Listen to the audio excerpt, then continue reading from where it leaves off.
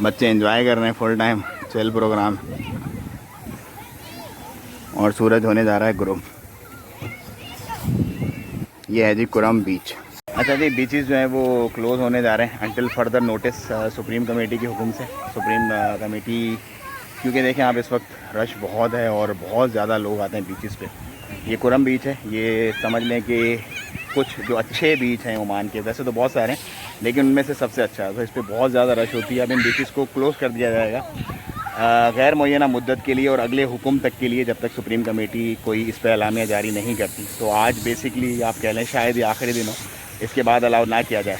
और कुछ एक्टिविटीज़ को भी क्लोज़ किया जाएगा जो बिज़नेस एक्टिविटीज़ हैं जिन्होंने वायलेशन की, और कुछ और भी, लेकिन उसके लिए अभी नोटिफिकेशन आना बाकी है। सो वो जैसे ही नोटिफिकेशन आएगा तो मैं आपको उसका अपडेट करूँगा, क्योंकि 1,04,000 के करीब तादाद हो गई है टोटल वायरसेस की इस वक्त, और जो कि एक बड़ी तादाद है। उसको लेकर के बड़ी तशवीश है ओमान में, और उसको कंट्रोल करने के लिए बेसिकली ये सारे कदम उठाए जा रहे हैं, सारे मामला किए जा रहे हैं। सो कुछ ऐसा मैकेनिज़्म लाया जाएगा इंशाल्लाह कि जिससे ये कंट्रोल होगा। और रात को जो 8 से सुबह 11 तक है वो मैं ऑलरेडी आप लोगों को अपडेट दे चुका हूँ।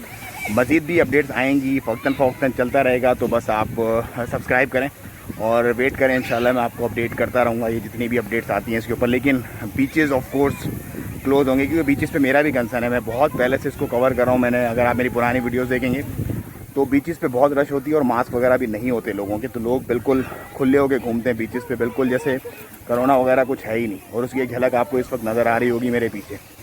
सो ये थी अब तक की अपडेट। मज़ीद अपडेट इंशाल्लाह मैं आपसे फिर मिलूँगा। दुआ में याद रखिएगा। अस्सलाम वालेकुम रहमतुल्लाह। और इस मैसेज को ज़्यादा से ज़्यादा लोगों में शेयर कीजिएगा ताकि ज़्यादा से ज़्यादा लोगों में अवेयरनेस आए।